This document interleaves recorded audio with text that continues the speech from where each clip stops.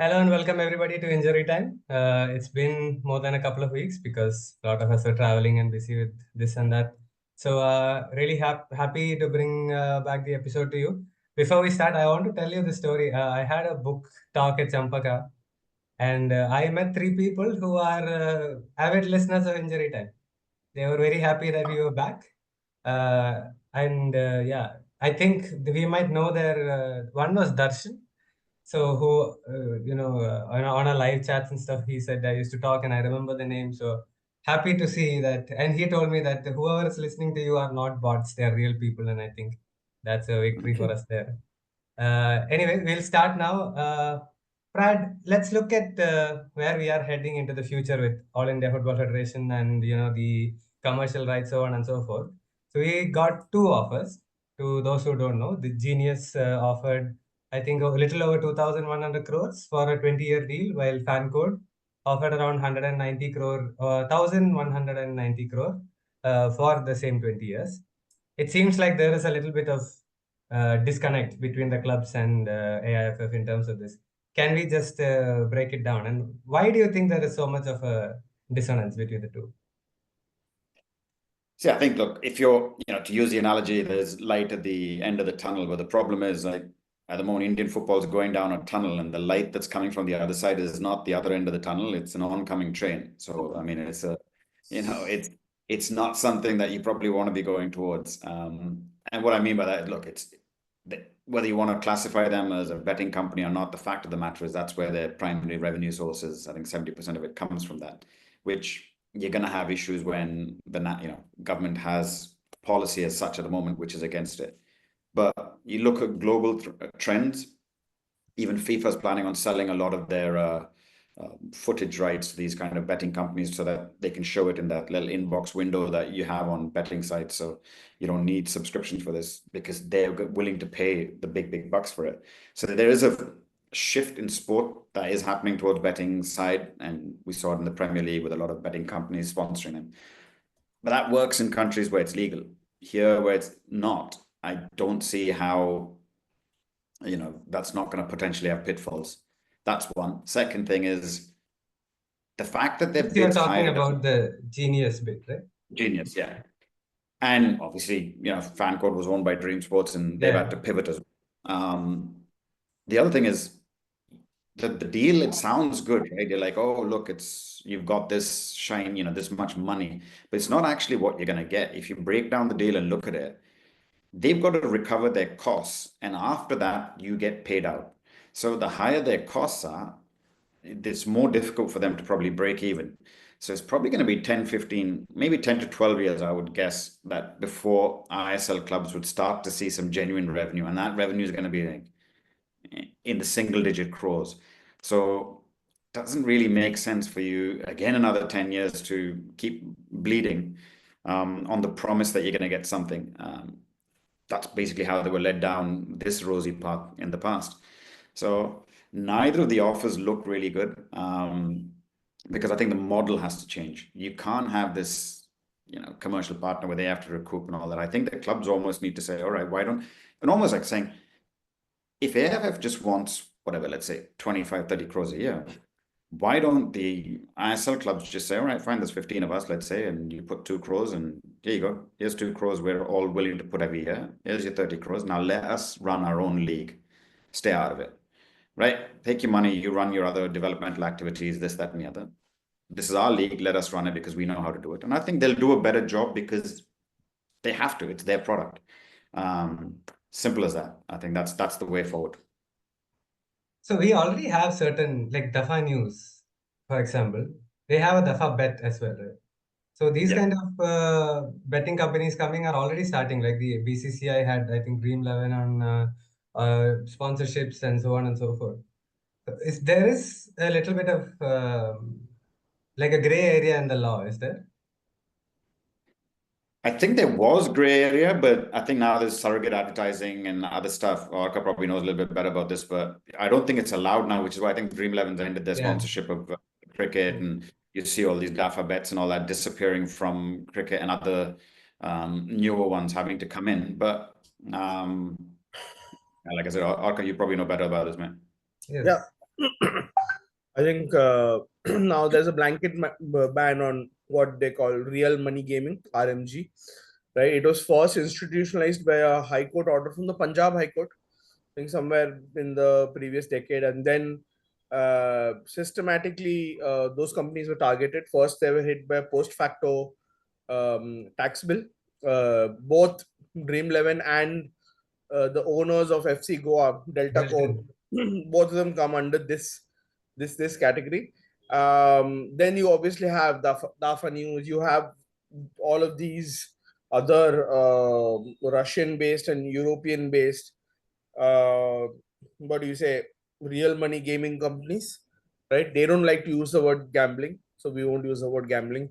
Yeah, so there is no room for, let's say, there's no legal room anymore in the law, which is why you see a lot of them pulling out. Obviously, there's a blanket ban on advertisements as well. Yeah, so Genius essentially wants to get into the back door where it says, let's own the league. Let's not put it on the front of a shirt, right? I primarily agree with Brad. I mean, if I were a club and I'd have to run the league, right? Considering AFF's track record, the AFF's not KNBB or FA or let's say the Liga BBVA to run the product in a very seamless manner. They're not. We have already seen this. We've already seen the chaos with there is a vote on whether a 15th team should be included after the season has started, right? So this is not the way to run a league, right? No, You can't. And FA doesn't run the Premier League. Yeah, simple. they don't. And you Yeah, also have, even in Netherlands or in Spain, they are often loggerheads with the yeah. FA as well. In Germany, for example, the Bundesliga is only one of the 37 partners, right? The other 36 clubs are the partners, right? So they are equal partners in this. Absolutely. And but the thing is, the question is, can the clubs all, and this has been a perennial golden question ever since the Pune FC days, right? Ever since Pune FC tried to make the first union association of clubs, right? Can they get on the same page regarding what they want? Because it's very clear. There's some people who are just willing to burn money in order for the search for sporting success. You have, let's say, all the obvious culprits, right? Mohun Bagan, right? East Bengal somewhat, right? They're still banking on the fact that the established political order would help them get a sponsor every year, right? Even if they lose a couple, which they have. Like ever since they've got into ISL, they've run through sponsors, right? Primary sponsors. Then you have the other class who are temporarily okay spending money, but then they can't sustain it, right? You've seen this in too many clubs. You've seen, let's say, there are clear budget cuts at places like FC Goa, right? Then you have BFC who keep ping ponging, right? Sometimes they have budget cuts to foreigners there, but then they go ahead and have a Spanish manager announced mid season. We'll Right? come to that. We'll come to that. Yeah, no, my point is there are different clubs. The thing is, can they get onto one page as to what the clubs want? Can they all get onto one page, right? Can they all agree, yes, we want to be sustainable, right? I feel like at this point, they don't even agree on that bit. They don't agree on that bit. And which is why some of them are leaning towards the fan code bit, right? Some of them are saying that puts more money in our hands directly. Some people are like, some are supporting AFF, which again it's not bizarre. It's a game of political gymnastics, essentially. Yeah. So here is the question, right? Everywhere else, the clubs are partners and so on. Earlier, when we had a crisis, there was, I think, you can break the clubs into three camps: one who wanted to play, one who were okay either way, and one who didn't want to play. They were okay with writing off the season. In such kind of situation, how do you bring them together? And also, if you want relegation promotion, there is always going to be that pull and push. Like in European leagues and all, it's very clear that the worst teams do get relegated, and it's sort of inculcated in it. Here we have 10-15 years where they have not been relegated. Even in I League, oftentimes teams have escaped relegation. So how do you get them to have a competitive league where there is, let's say, some penalty for not being good or not doing the things right? Look, it doesn't have to be black or white, right? It doesn't have to be just you have to have relegation or you don't have. There's various different ways you can go about this. A-League doesn't have relegation, right? They've also got some financial issues. You've got relegation promotion in the Premier League to the Championship. There's a great article yesterday in the BBC about how the Championship below the Premier League clubs are hemorrhaging money and billions overall of losses that are happening, and then you have all those parachute payments and stuff. So there's various different ways you can go about it. I think Germany and places like that have much better models, but you could even do something where like let's say you finish bottom of the ISL, like most likely Mohammedan Sporting will, for example, right?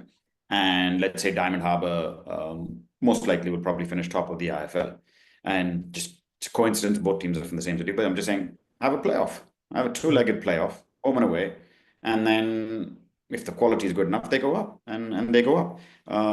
You could do that. Makes for better viewership, makes for better TV, and then both leagues have some kind of say in the matter. And let's not forget this season IFL, the newly rechristened, branded I League, has the AFF has given a lot of control, ceded a lot of control to the clubs. So if you can do it in that league, and they've driven we're going to get TV, we're going to go with Sony, and they're putting their own money. The clubs have all put 10 lakhs each to go to Sony. So and there is good production as well. Yeah, and there's the commentary is really good and the analysis at halftime, especially. I know. But There's certain people who are really good. but jokes aside, I think when you give that kind of freedom to the clubs, they've obviously got a vested interest to make sure that the product is good. And I think even the social media, the traction they were getting, and for a newly rechristened league, they're doing a decent job. So if you can do it with them, why can't you do a similar kind of model with the ISL? I don't even think the ISL teams will be that bothered about being top tier. If you said, let's say, for the ego battle over there, you say I League is top tier, you get AFC and all this kind of stuff, or you have a playoffs for that. That possibly could still work, but the way it's heading, I actually feel out of the top tier at the moment, ISL, I would expect 2 to drop out at the end of this year and maybe another 2 a year later. And you'll get down to a point where you don't have critical mass.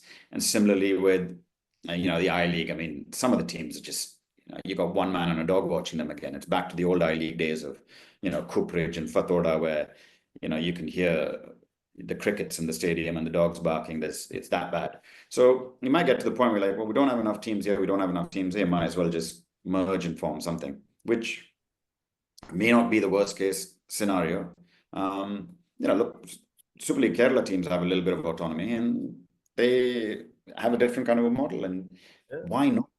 I mean, the fact is, as Alka said, you can't have the federation running the leagues because that's not their forte. One, and they've got more other better things to be focusing on: youth development, national teams, grassroots, coach education, etc. So let them focus on what the federation should be focusing on. Let the leagues be run by people who are investing in it, putting their money into it, and have been for years, so that they get a stake in how their product goes. That just seems common sense to us, but common sense Indian football don't really go well. Yeah. And speaking of that, it looks like AFF is going to continue for a little bit more time, because they are trying to get maximum or complete adherence to the National Sports Governance Act 2025. I really don't have anything to say about this because it's expected, I guess. Yeah. I mean, you're talking about them continuing for 3 months, right? They've got a 3-month continuance. Yeah. So I mean, FIFA has approved. So yeah, sure. I mean, who's to say who's coming in isn't better or whatever, right? I figure that at that level, and I don't know, it might be counterintuitive. I don't really think it matters as to who comes in the top. I think it matters as to what the people under him or her, what they do, right? The fact of the matter is, those folks haven't changed in a decade. those folks have grown with the organization or have, let's say, refused to grow with the organization, which itself has refused to grow. So 3 months, they're not going to perform any miracle that they haven't in 4 years, right? We'll still see the same impetuousness where announcements first and then work happens later, or work doesn't happen on the announcements also, right? So and it was such a nothing news that it just went under the radar because nobody has any expectations, right? They continue for 3 months or they don't. It really doesn't matter to most folks, right? Even to us also, like unless they, yeah, and unless they announce something drastic in 3 months, which they won't, right? There's nothing in the works that will happen in those 3 months that has not happened till now. Yeah, right? I So think the only thing that it'll probably screw up is the start of the leagues, because yeah, that traditionally would again, have started in September, right? So you'll have delay in I League, I would expect, or IFL, sorry, delay in ISL, delay in IWL, delay in IW2. All the lower leagues will suffer because of this, because there'll just be, you know, people saying, well, we can't make a decision until this happens. And linking back to like the Genius and the fan code stuff, again, should these people be making a decision on the next 15 years or 20 years of Indian football when they could be gone and never to be seen again? And, you know, more than likely they'll run with some of that as they go. Because again, the track record of the last few years suggests, you know, there's been a lot of unjust spending and wastage, etc., etc. So, but like Arka said, I mean, it's, you know, the people in charge now won by a margin of, what was it, 35-1. So it really tells you about what the level of the next best option is. So that's why I think, irrespective, it's going to be similar, the same. Hopefully, like, you get somebody in who comes in and lets professionals run each department, and which is why if the clubs get to run their own thing, at least the leagues can start to improve. Everything's not linked to one failed individual or organization. So I have a slightly different view. Actually, not really different. The only small difference is Orko mentioned about people there. I always feel the attitude always reflects leadership. Hopefully, a better leader comes and the attitude shifts. But the big problem is, I don't know who's going to come. Like, there is no real incumbent, right? It's like, who is the next guy? Even like you said, 35-1. That means the opposition guy who had won his vote and somebody who backed him, even that guy moved away when the vote actually happened. So this is fairly, one-sided and horrible that there is no proper opposition.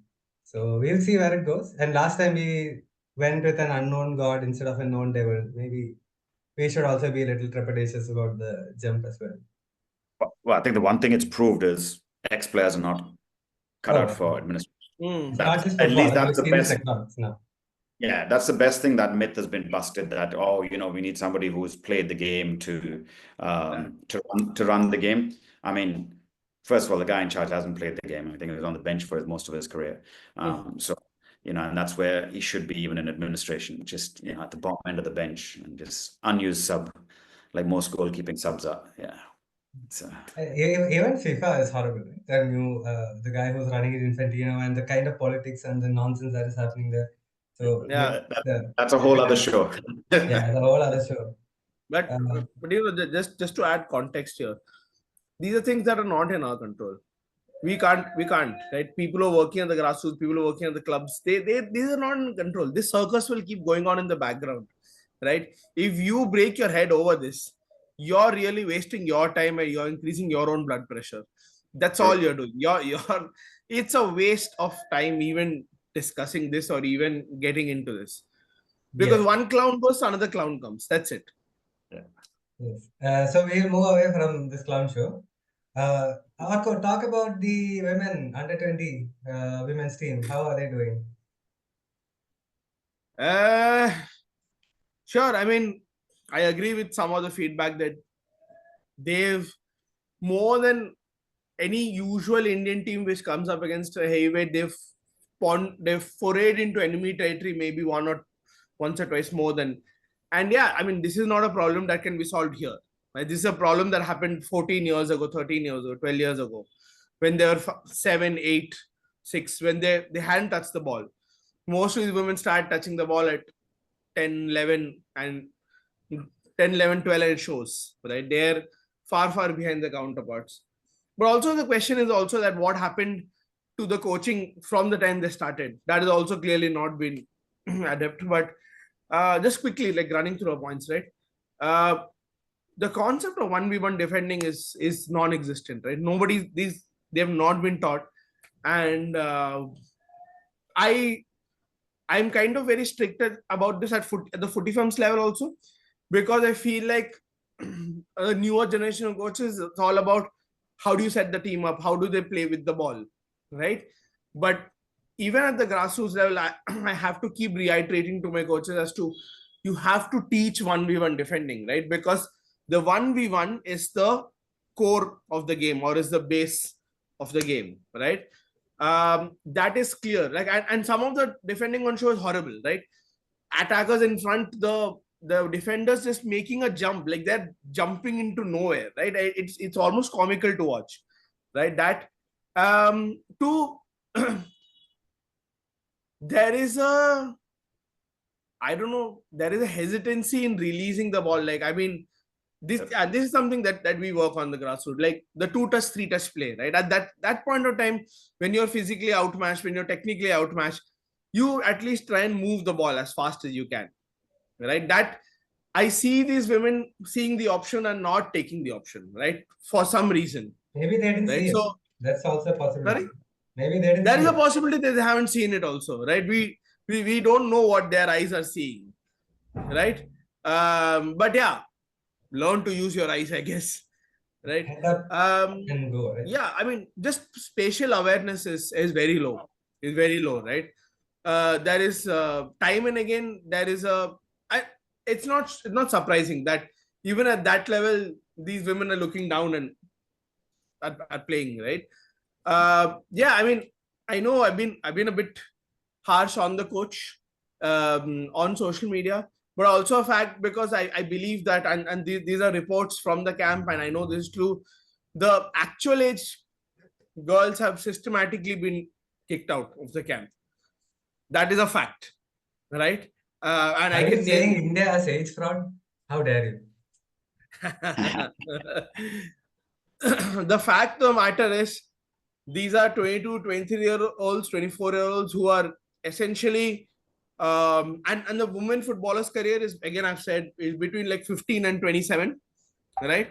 At 16, 17 is when they should really be playing in a state league, right? So these women are in essentiality somewhere between 22, 23, 24.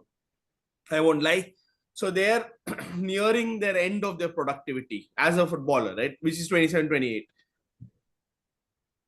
What difference would have made if actually 17 or 18-year-olds would have played, right? It would have been 8-0 instead of 6-0. I'd take that.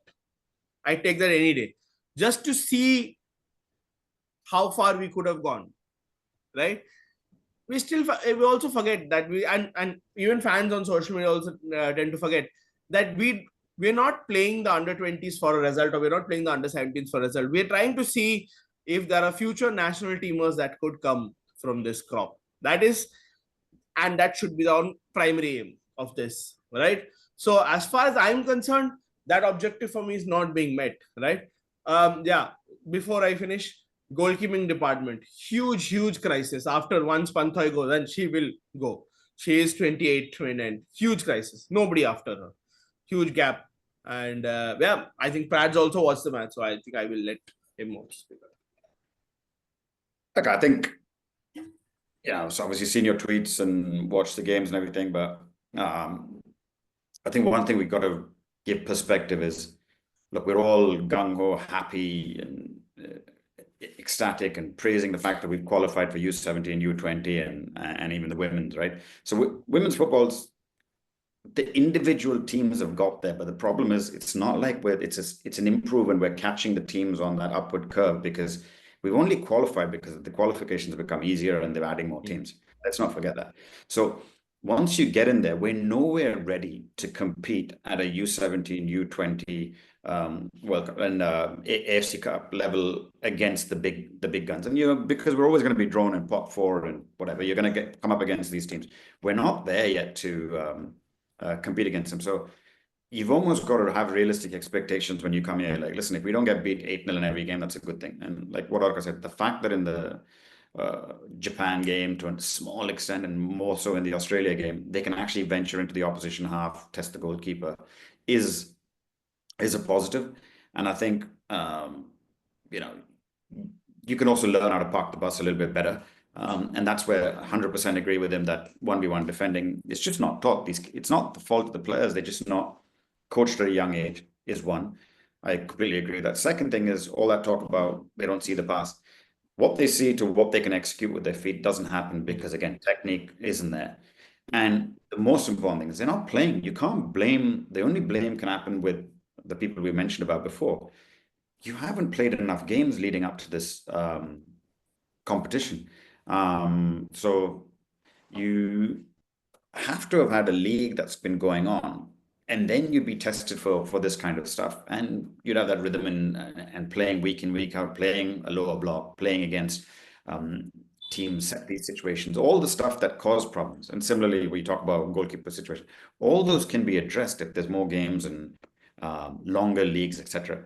So hopefully the learnings from this isn't what the Twitterati will say about, oh, we need to get a foreign coach, or we shouldn't have this coach or that coach. And you got to fix the root cause of where things are going wrong, not just, again, the tip of the pyramid and saying, well, if we hadn't brought in whatever, Amelia, it's a bit like Amelia Earhart also, like a hair dropped in and then just disappeared at the end of it, like, right?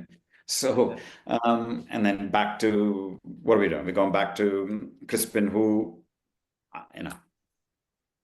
it's just shows a lack of sort of clarity and thought of what they're doing. And I think that's where the biggest problem is. It's not fair on the players, because imagine being a player in this kind of situation, where your kit fiasco, the coach fiasco, and then you come back and look, the IWL teams are training now, from what I believe, but they don't know when they're going to play, because now you've suddenly got this tournament which has come up where they're going to go and play some tri-nation tournament in Africa or somewhere. And so that's going to disrupt the IWL, or shouldn't disrupt the IWL. If the IWL was paused because there's a major international tournament which we've qualified for, why are you pausing it now when it's not a major tournament? It's just a tournament where, yes, national team players are going to be missing, but that's the nature of it. So it is what it is. East Bengal will have to play without some of their best players, or it's a chance for Crispin to say, speak to the club and say, listen, I won't take more than 4 from one particular club. It's a chance to try out different players, but that's not going to happen. So this is a very important thing, right? What you said about coaching at a very young age, and the importance of having game awareness, ability to look up and see passes. It's easier for us in the stands to see than the player, I admit that, but they should be seeing, because I'm sitting in the stand because I'm not good enough to play. And as we mentioned about the coaches, and that will be the next section when we come back from the short break.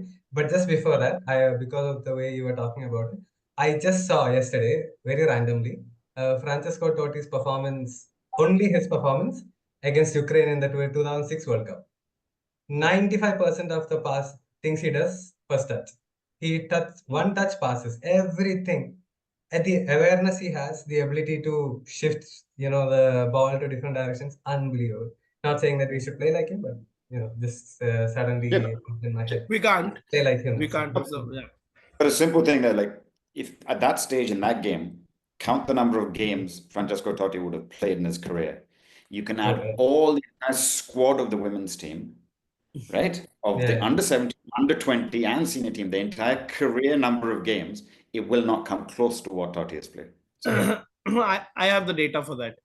FIFA mandates that women should play at least 20,000 match minutes by the time they are 18. The average Indian woman is stuck somewhere between 1,200 and 2,000 by 18. Yeah, that's a 90%. 1,200 to 2,000 match minutes. I play more minutes. Yeah, because you came from a place of culture. You had Cape tournaments, or you had local Mohalla tournaments throughout. Yeah, most of these women start kicking the ball at the age of 12, 13. What do you expect? They have, so okay, here's the thing, right? Pat and I, at least I was going gaga over the striker, Australia. She was one gun striker, right? Sky McHaldrick. I went and did some digging over it. She joined Sydney FC at the time of 17. But from all articles and everything online, she's played at least 500 matches, competitive matches across all formats by the time she joined Sydney FC. This season alone in the A League, in as compared to a league as A League, she has 4 starts and 10 substitute appearances, right? Apart from that, she's played for the under 20s, she's played for the under 18s also, she's played reserve team games. This season alone, she's played 2100 to 2500 minutes. Sky McHaldrick. That is what produces the player. The game is the best teacher, right? And she just instinctively knows. She knows how to move. She knows how to drop. She knows how to press. She just knows. Nobody's taught her. It's just repetition, doing the same thing again and again and again, right? And that, there you go, right? But if I look at the IWL player, right, 2100 minutes is what they'd get over the course of 3 seasons, right? These under 20 players, right? And they don't even want to come to the IWL 2 and sit on the bench because the money is there in the IWL, right? They are happy. A lot of them are happy sitting on the bench, right? I had a fantastic prospect from my team, Intakashi, last year. She was an India under 20 player, right? She got selected at camp, right? Then she went to one of those ex-champions in the IWL. Now she's sitting on the bench. Now she's not even in the squad. Yeah. Another thing, just to add on that Australian team, and again with all these fans who think, oh, physicality, this, that, and the other. There's an Indian origin girl, I think it's Fijian Indian, who played for Australia, rinsing the Indian fullback. Absolutely rinsing, time and again, rinsing her. So all this talk about, oh, we don't have the physique, rubbish. That player, same ethnicity, same, whatever, genetic. But the difference is, as Adharka just said, plays regular minutes, plays in competitive leagues, plays against good players, plays with good players, gets good training, and they play much more football. And you could see the difference in her. And the other thing is, she's probably genuine age, under 20, playing against people who aren't. So they may actually, she might even, she probably hit a growth spurt, but may not grow, but she will grow as a player. But she's playing against kids who are, people who are at least 4 or 5 years older than her, and she was just going past them. So that busts that myth about we don't have the physique to play at this level, blah, blah, blah, and all that stuff. So those comments were disappointing. I will not lie. Those comments were very disappointing. That quote was very disappointing. And it just feeds into more myth. It just feeds into more BS. I feel. And again, Sandeep, as a journalist, this is where, right, this is where in Indian, the journalists don't question that. Like, no one goes up to the coach and then turns around when he makes that excuse about physicality and says, well, the opposition player. The problem is, I don't think there are any journalists. They're on. But that's where even on so that's why, anyway, that's why we do this. So. Yes, that's why we do this. Yes, to be fair, we used to ask questions and we used to fight. Like, I have history of fighting with Stephen Constantine and all that kind of stuff. So yes, so we'll come back at second half talking more men's football. So hold on. So welcome back after the short break. So before we get to the men's game, I think there is one small thing we need to address now. Orko, Crispin Chetri has returned as the coach. Prad already mentioned that earlier. Yeah. Now we have a situation where he was a coach and then he was not the coach, and now he's the coach again. There is really no planning, let's say. I'm sorry I mentioned planning, but yeah. Yeah, no, more than planning, I think some people have just held the federation hostage, I think. Starting from the so-called... I really want to ask, what is the technical committee's expertise in women's football? How many of them have worked on this? How many of them have any idea of football? Forget, right? Yeah, so, we've heard this for years, right? Where a select group of people keep getting assignments with the national team. This has been flagged by our dear friend Negi also. Now on Twitter, he's tweeted about very vociferously, and it's just not Crispin. It's the support staff as well, right? It's the 2 or 3 ladies. I won't lie. Once I heard two ladies speaking, right, and it was almost like it was a joke for them. Haha, when you were there, the Malu lady was speaking to a Manipuri lady. The Malu lady was telling the Manipuri lady, when you were there, you were just getting Manipuris into a setup. Now I'm there, I'm going to get more Malu. This is an actual conversation that I've overheard. You Right? also unveiled the names without mentioning the names. Yeah, I mean everybody knows the names. I mean everybody who's followed the know. And yeah, the fact is that there is a and there is a good young coach who is 10% at least is 10% better than these guys, right? Who at least knows how he wants to play, who's getting the results, who's again walking away with the league, right? But the fact is the technical committee, there is a concern that he is not a yes man, that he will not abide by their rules, and thus he is not fit to be the coach. And if I were him, I would not take the job Me, also. Orca. Sorry? Sorry? You just described me. Okay. No, you're they still have to figure out if they can afford you. the No, I don't say. I think what you said is right. It's not about like afford, because they don't want people who are competent, and Not with the mind of their the own. fact that look, I mean, the fact that Crispin's taken the job itself just says a lot about certain people. I mean, if you've, as a coach, if that's happened to you, you should have walked away when Amelia came. To play second fiddle, just before a major tournament like that shows a lack of backbone, spine for me. Um, and then, even as a head coach, you're probably going to it's a bad environment, because as soon as the first loss is going to happen, you're going to have an environment in the camp where the players are going to be like, especially the ones who are not starting, well, coach, what do you think? And you'd be like, well, I would have done this, I would have done that. So you've got this. And now I'm sure post tournament report, obviously, Amelia would have given her version of it. She said, oh, we played crap friendlies and we did this and that. So the fall guy should be the person who organized all of it. It should be the national team's manager or the national team's director. That should be the fall guy, because they screwed up the uniform, the travel, the friendlies, etc., etc., the league. But the fall guy is the wrong person, so she gets cut, because I'm sure they would have also asked the other staff their opinion. And they throw And them unlike under the bus. Yeah. under the bus, and now your reward for throwing under the bus. So you're actually rewarding this kind of behavior of, stab somebody in the back and you'll get the job. So you've created and you're perpetuating this crabs in a pot mentality. And I completely agree with Orca. If Anthony's doing a great job with East Bengal and has won over the years, what are you telling young Indian coaches? Well, win the league, win a couple of times and back to back and be a progressive coach. You won't get the job, right? Stab somebody in the back and the job is yours.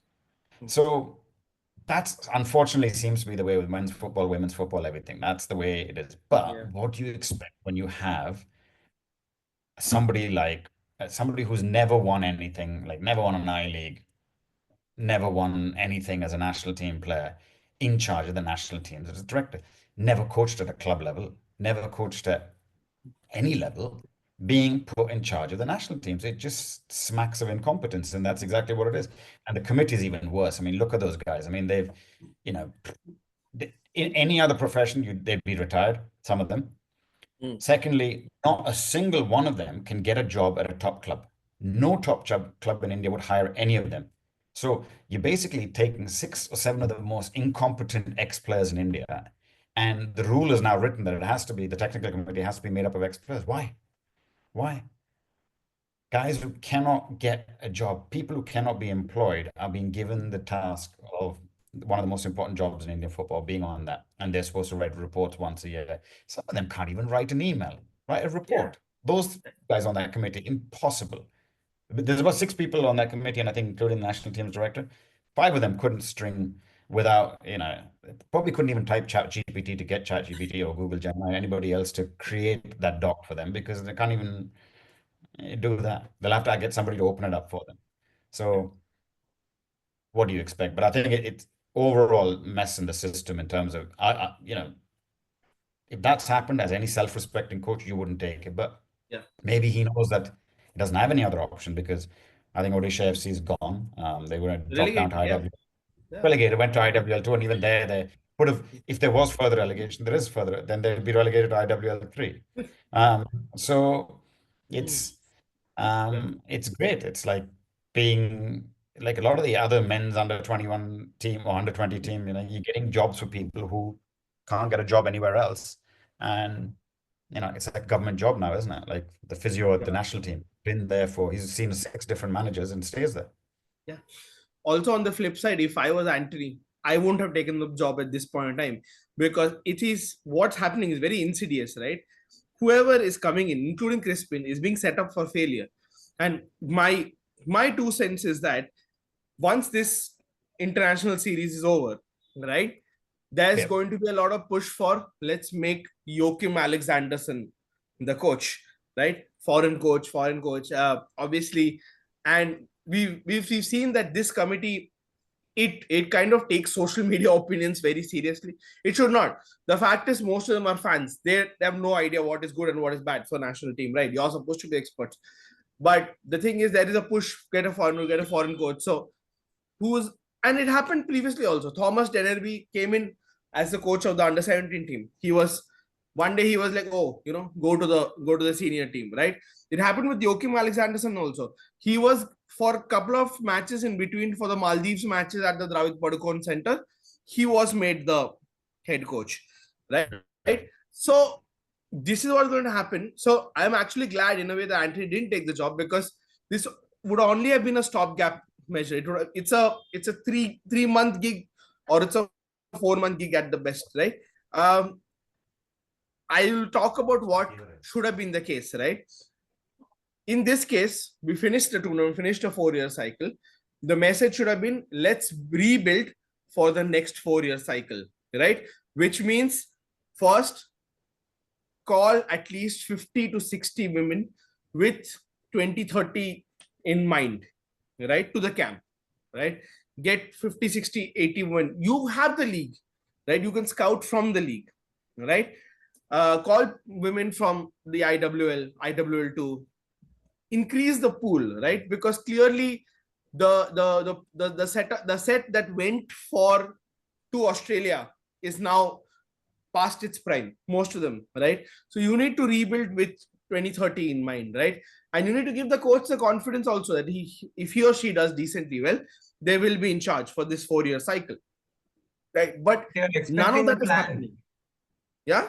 You're expecting a plan, a thought, long-term. I'm not expecting a plan, like Pratt said, from people who can barely sign their own names. Exactly. I am not expecting a plan from those guys, right? I am expecting somebody, one sensible person in that entire office, right, which used to be 200 people. From all accounts, it's about 90 people now. I'm expecting one person to speak sense there and say, this is how we can do it. Because honestly, if you look at it, women's football is the only thing that has saved this presidency, that has saved this tenure, right? That is the only boat on which these guys are rowing and beating their chest, saying, oh, listen, we qualified for 3. No, you didn't qualify for 3. We qualified despite you guys. We qualified despite the system, right? We qualified because qualification became easier. We qualified because we had a miracle result in Thailand, right? And we discussed it, Brian discussed before. Ask them to repeat that 9 times out of 10, we won't be able to, right? So, and then the reality check hit. The same guy lost to Iran and Nepal, right?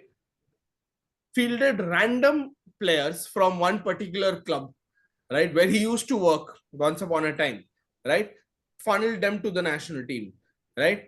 From all hearsay, froze out players from his previous club where he got relegated, right? So a lot of concerns to me. If you ask me if he is the right person to go ahead with, I will say no. I will say no, because most players don't like playing for him. Most players don't even want to go back to a camp. And I've heard this from players, that there is some training is essentially setting up 3 or 4 stations, and it's some ridiculous pattern play, right? It didn't work in the IWL, right? And the IWL is 5 times lower in intensity than international matches, right? There is no reason it will work in the international. Right? So if you ask me, terrible. Then you have, instead of course correction, another IWL coach has been given the assistant coach's role, right? And Shibumi is spending the most amount of money in the IWL, but they're again struggling in fifth or sixth. You've made that coach as the assistant coach. So what it tells me is that clearly the technical committee has it out for a few coaches, in particular one exceptional young Indian coach, right? And you're basically killing his morale day in day out, right? In the context of fairness, right? He is running away with the league for a third time, right? So you're telling me those players are performing better than those other players who went to Australia, and that coach is performing better than the other coaches who are going, right? That coaches from the IWL are now assistants at under 20, under 17, even senior level, right? But the guy who's running away with it does not deserve the job. Why? Because you have some personal beef with him. Man, grow up. Like this is terrible. Like this is optics. They're terrible. And honestly, I am ashamed, and I'm glad he's not given job, because he's walking into a den of snakes. Like this is as insidious as it comes, honestly. So slightly moving away from the topic, but within staying in the context of Indian coaches, Brad, we heard the news now that Renedy is going to leave being the head coach. I don't know exactly what he's planning, whether he's going to continue or whether he's going to leave or so on. But he actually did quite well, right? BSC, with the kind of team and the season that is, I think they have 14 points, 7 games, tied second, let's say. Fourth in the league, but tied second. What message does this send to Indian coaches that you can do decent, but they're still sort of easily replaceable? And on the flip side, are BSC doing this because there is like this coach is only available now? I think that's going a little to pro BSC, but yeah. Yeah, I mean, look, I think it's a perfect segue, because exactly what Orko was saying about you've got one or two, for the lack of a better choice of words, dickheads on social media who will post stuff, and your technical committee people will listen to that and make a decision. And you think X is a good coach, Y is not a good coach because of social media.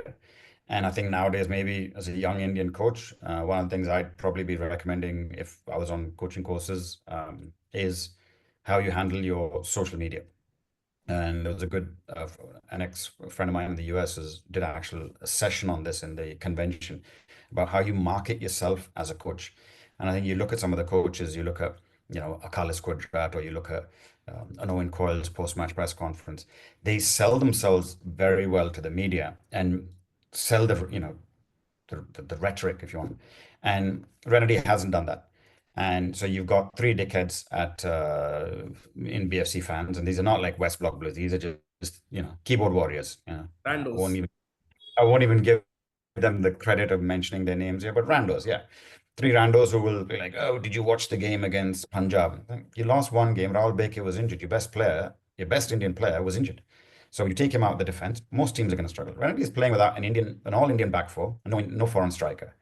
Right? So the team, he was given a handicap team and said, mate, here you go, coach to the left, deal with this.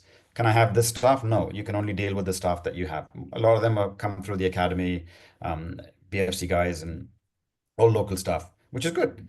And he's done a good job. He's worked with them in the reserve team and so on and so forth as well. Yeah. So you've got a bit of a blip. Now he's picked some kids, but those youngsters have done well in the youth team. And you speak to the players and they were good guys who are doing well in training. You're not always going to get the result. He's in second place. He's in the top 8. There's only one Indian coach, and that's him. And to get rid of him, it just smacks of short-term thinking. But apparently the logic is it's long-term thinking, because there's no vision with Renedy about how the club should go forward, and therefore we need a Spaniard to come in who has no clue about Indian football, never worked in India. His recent success in Cambodia. Fucking hell, it's Cambodia. For God's sake, it's not like, it's the backwaters of Asian football. It's not like success in Thailand or this or that, and he's built anything long term in Cambodia. So you're picking a guy for long term planning who's never stayed in a club for more than whatever, and then success in China. I don't think so, right? So it's again this love affair with, if it's Spanish, it must be tastier and all this.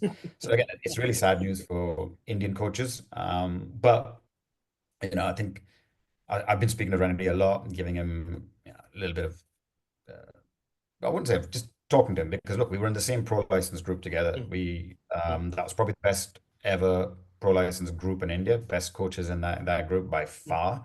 And it's disappointing to see somebody who's worked their way up. He went back after the ISL when he was assistant then, in Pune days where he wasn't really doing anything. To go back and actually learn your trade, go back to classic, work with youngsters, develop young players. Those young players have gone on to do well. Then come take the BFC reserve team job, do that, and then when you get the opportunity with the senior team, of course you're going to make mistakes as a young coach, but he's evolving and getting better. Give him the chance to get better. And if clubs aren't going to do that, and then we talk about, national team coach, they're giving it to this guy who's never coached. So you've got an under 20 team who's coached by guys who've never had a club job. And you got guys who are in a club job doing well, and then you yank them out of it. So it's sad, it's demoralizing once again for young Indian coaches. But that's the way clubs look. I mean, I think in club football, you got to accept that. And lastly, again, I've had Renedy played for me back in 2011 when he was at the end of his play. Yeah. At Lajong. And I didn't sign him, it was a management signing, right? Management brought him in, and at that time his legs had gone, right? He couldn't really move, so I could barely use him I couldn't start him. It wouldn't last 90 minutes, the intensity Lajong plays at. And impact sub at best, right? Came on very first touch, got an assist. But in games where the going gets tough, I didn't use him. And you realize, as I was a young coach then, if you don't play your star players sometimes and you're picking youngsters, seniors in Indian football, especially in ISL, have too much power. There's player power in Indian clubs as well, just like there is a Tottenham or a Man United or whatever. There is player power at Indian club football, and you've got to be careful of that. So as much as your training sessions can be good, you've got to now, I'd say to young coaches, match the social media game has to be good, or how you sell yourself and the narrative around it, even when you lose.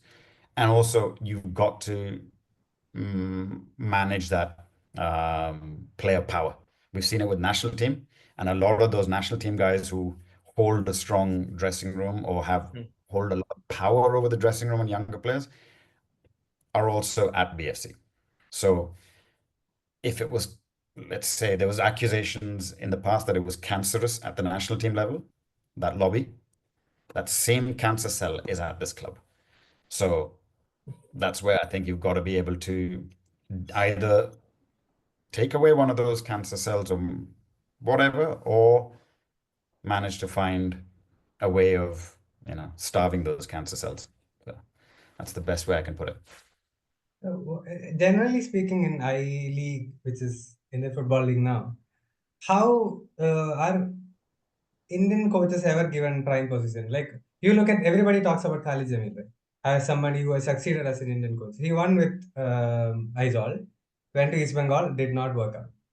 Then he's gone, wherever he's gone, Northeast United or Jamshedpur or whatever. Made the playoffs. Was the first made the Indian coach to playoffs make the and all playoffs that stuff, there. right? Yeah. But Northeast was, he always gets, maybe he's not the best coach for the top clubs, because you need to manage more than coach, or you need to manage more than just drag people through and make them run, and that kind of different sort of skill sets. So do Indian coaches have this? Because what I'm asking is, there's a reason why, just to finish the question, these top clubs always tend to go for foreign coaches for whatever, and you've seen some horrible foreign coaches come and go, gone within few days, and so on, blah blah blah blah. So why can't we just give chances to some of these younger guys? See, first thing is, you got to put Khaled's thing in context, right? When there's a proper league, when it's 25 plus games in a season, he's never succeeded, right? Aizawl season where he won was a very, very short season. If I'm not mistaken, I think there were only 8 teams in the I League in those days, right? No, Sure. it was 10, I think. Maybe 10 maybe. Yeah. It was but it was much, much shorter than the days of I-League when it was 12, 13 teams, and Yes. Mumbai FC used to Since battle for relegation. 2013, it had decreased every single year. Yeah. And where in those years, all he was doing was fighting relegation, right? This is With the Mumbai. team that had budget. Yeah, he had foreign players, he had better. Now, at Northeast again, to make the playoffs, you have to finish top 4. Where he finished was significantly lower than the team that finished top. So the ISL model of the playoffs 4th, and even like you look at Kerala Blasters, people are, Ivan Vukmanovic. It's like you only change the bar to top 6 for playoffs, and then people are like, and even now with Ben Ali at Northeast, like, he's made the playoffs again. It's top 6, right? So when you lower the benchmark, everyone can suddenly all of a sudden look a lot better than they are.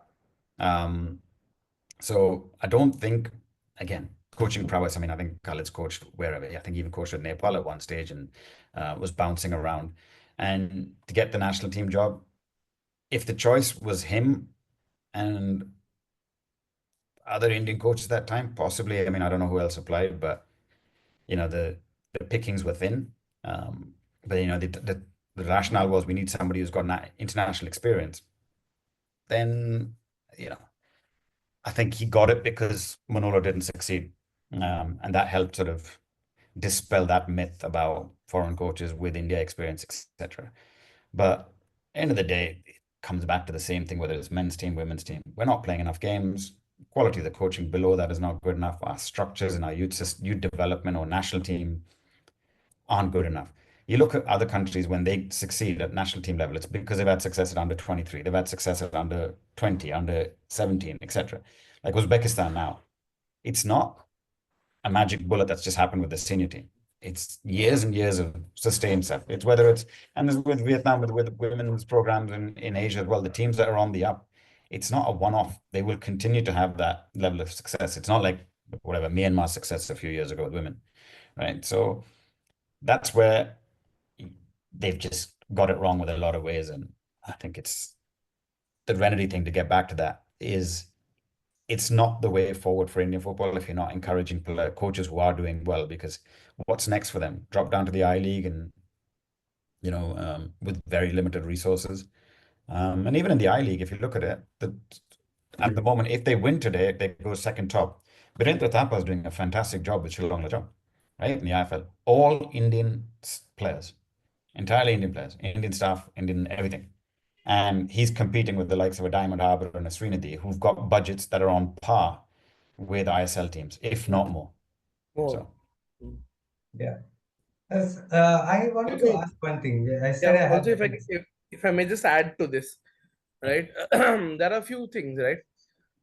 I met an aspiring like Indian coach in Bangalore, and he was an A license, and he was like, I want to do a pro license. The cost of Prad's pro license, I think, was 10 lakh, right? Yeah, about 9 I spent. Yeah. Yeah. And yeah.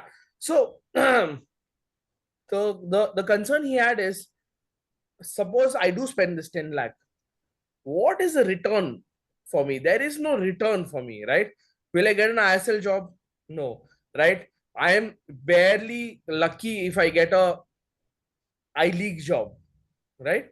And I saw, and if funnily enough, the guy who got Chanmari promoted went and joined Diamond Harbour as an assistant, right?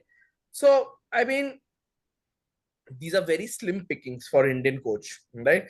The remedy thing is, sorry, absolutely horrendous, right? That's just a terrible decision. With 14 points from 7 games, I saw, I've seen Renedi's East Bengal, right, where he was caretaker, and I saw Renedi's BFC, right? One thing I will give to Renedi, that Renedi's organization skills are good.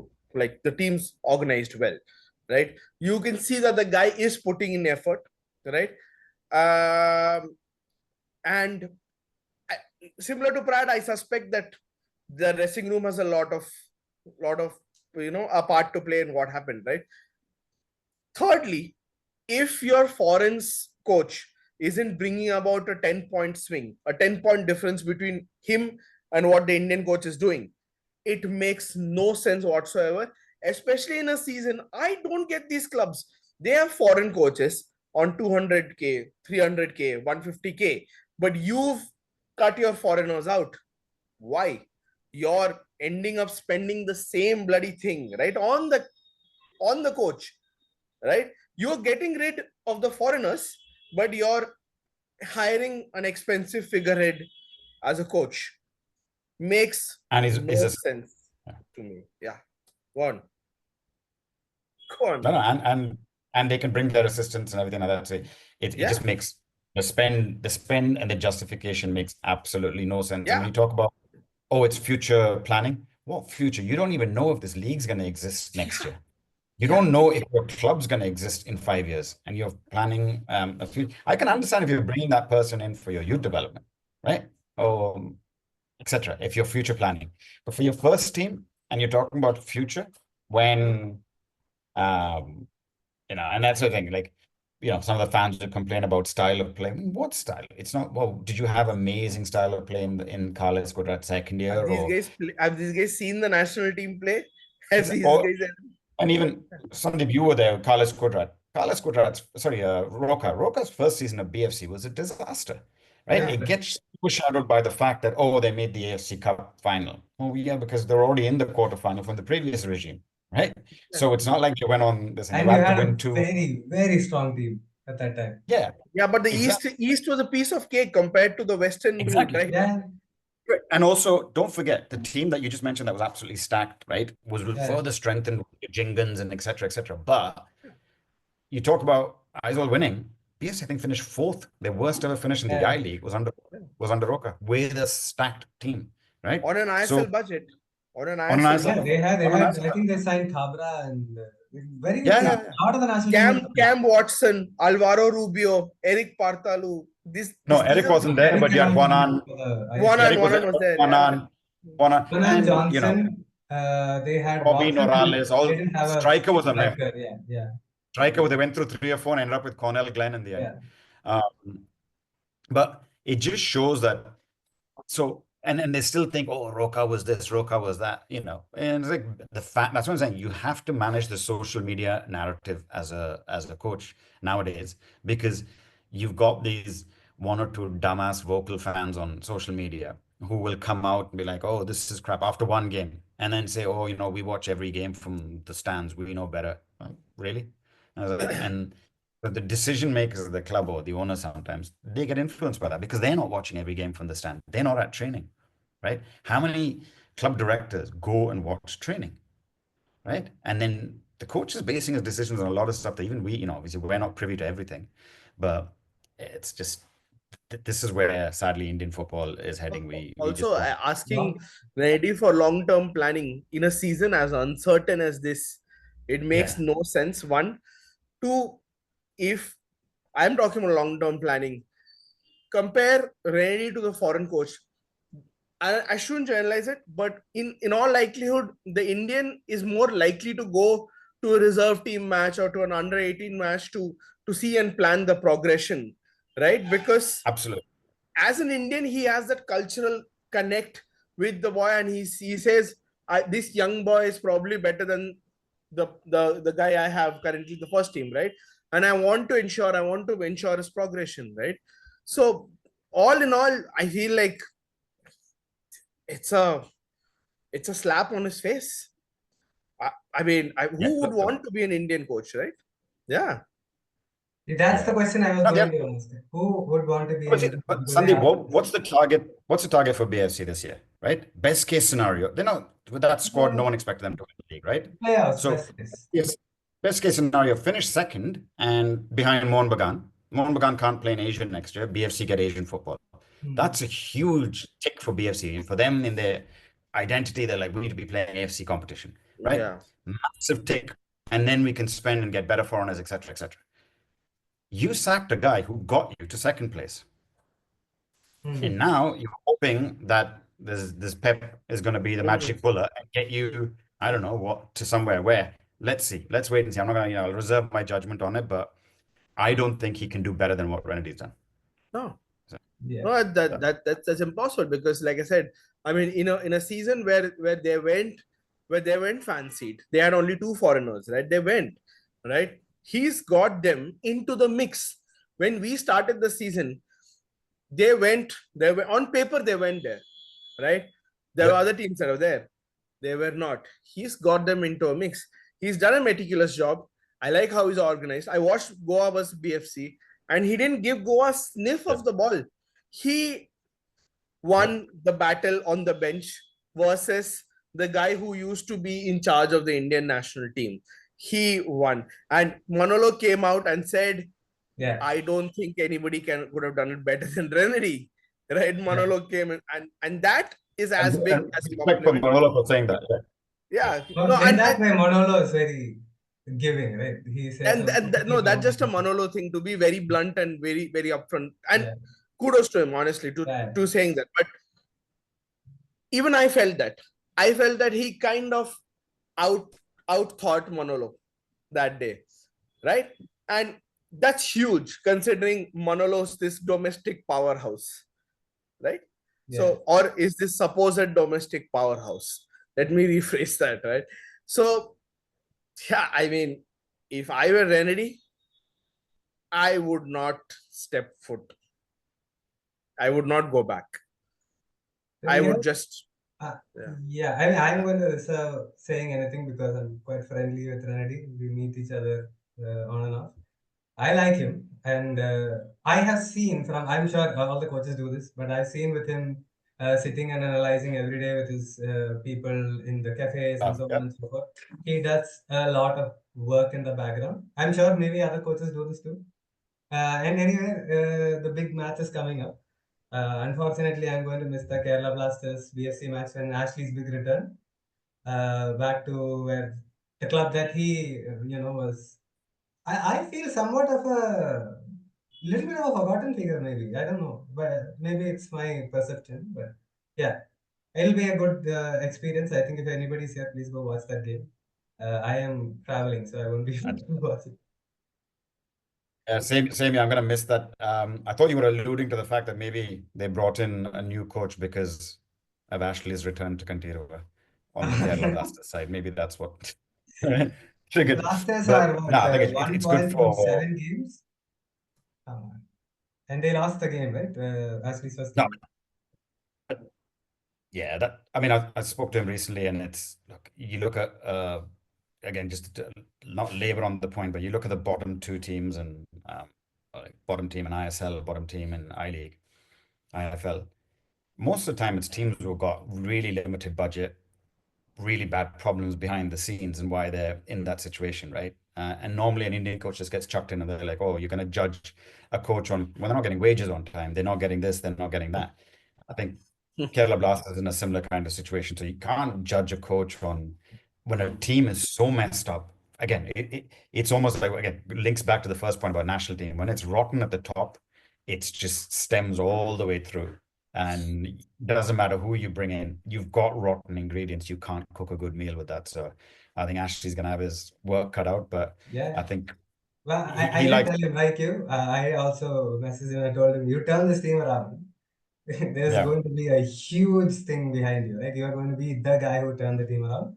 So, but it's going to be really hard. There's no mincing words there. I think that's why he's taking the job, because of that. That's why he's taking it. Because it's like he took the Hong Kong job, he took the Afghanistan job just to beat India. Yeah, right? Absolutely. Yeah. He knew he's taking this. Yeah. So I think he's taking this job. Thinking, I can beat BFC at Kantirova. So, and then if you do that, I think you won over the Manjapara. So I know. I really wish I could be. I have some family events to get to, so I'm not going to be here. But speaking of Ashley, watched him this weekend. Fantastic spectacle, right? We haven't had this sort of atmosphere in the capital since season 3. And honestly, the new owners, the club, everything seems to be on point because they aren't overspending. Like, Indians are on wages less than what IFL clubs are paying, right? Indians are on 6 lakh, 5 lakh money like that. And given the fact that the paid tickets, still 8,000 people turned up, they just recouped the cost of one Indian player right there. They, in season 1, understood the power of commercialization, the power of fan engagement and everything, right? To see so many people come up in droves and support the team, and for the first time for about 6, 7, 8 years, Blasters didn't feel like an away game. It didn't feel like the fact that they were larger in number. Honestly, amazing spectacle, and a lot of us for us it was like we were back in time, right? So fantastic. Honestly, I want to leave it on that note that there is small silver lining for me this weekend was that was SC Delhi. Yeah. Good to hear that, and let's hope more people come and Ashley and all these people produce some bonanza blockbuster comments and dialogues. With Ashley, I know you can expect some. If there is any reporter sitting there, you can expect some quirky and interesting comments from him. So yeah, we'll I think end the episode there. We discussed a lot of things, covered a lot of ground. So if you want to listen to such deep dive conversation, please follow Injury Time going forward as well, and we will be back as soon as we are all done with our trial.